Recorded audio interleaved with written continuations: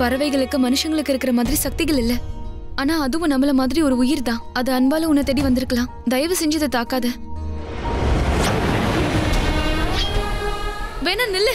நீ அதை பார்க்காதது தானாவே இங்க இருந்து போயிடும். உன் நண்பனுக்கு பார்வையை தவிர்க்க சொல்லிக் கொடு. அவனுக்கு விலங்குகள் கிட்ட எப்படி அன்பா இருக்கிறதுன்னு சொல்லிக் கொடு.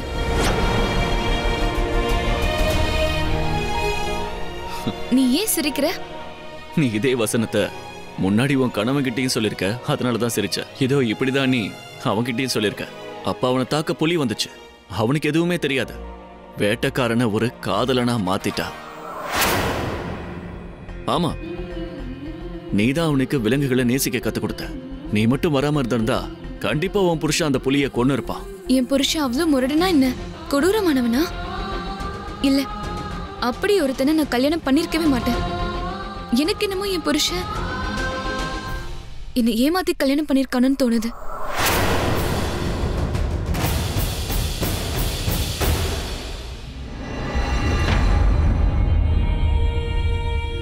நான் என்ன உன்னை குறை சொன்ன மாதிரி இப்படி மூஞ்சி தூக்கி வச்சுக்கிற? நீ ரொம்ப நல்லவ. உண்மையிலே உன்னை கட்டிக்க போறவ ரொம்ப குடுத்து வச்சவளா இருப்பா. வீரா,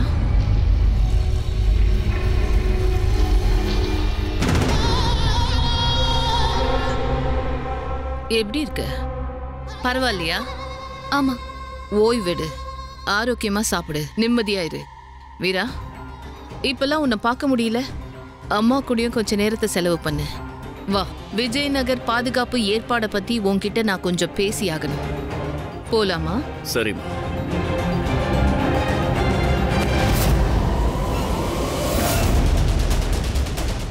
அம்மா, உங்களுக்கு ஒன்றும் ஆகலையே?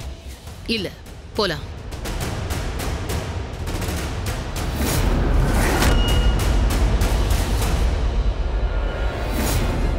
இது என்ன பொடி? இது வரைக்கும் சந்திரகாந்தாவுக்கு நடந்த எல்லா கெட்டதுக்கும் இவங்க தான் காரணமா? இனி வீராவுக்கு காதலி வேணும்னா அவங்க அம்மா கிட்ட போதட்டுமே.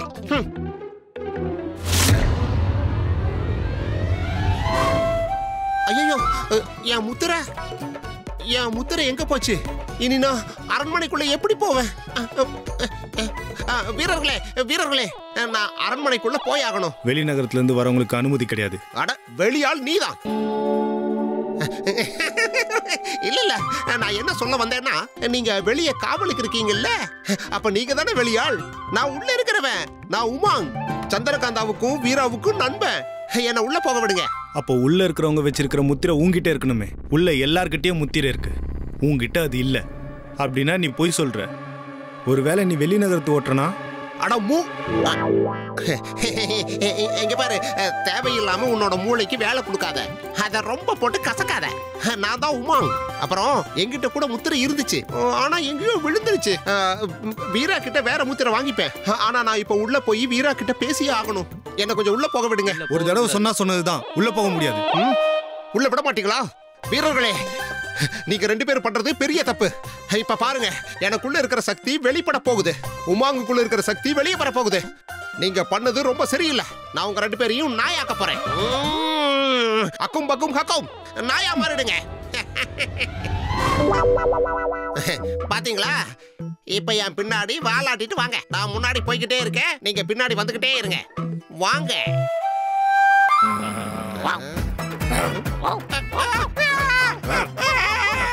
நான் இப்படி வந்துடும் போலியே. நில்லுங்க, என் பின்னாடி வராதீங்க. காப்பாத்துங்க, யாராவது காப்பாத்துங்க.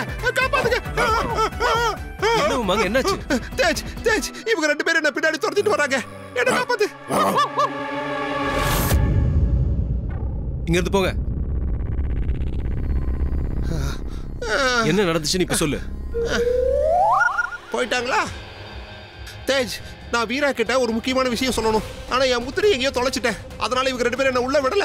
ஒன்றும் பிரச்சனை இல்ல, என் கூட வா.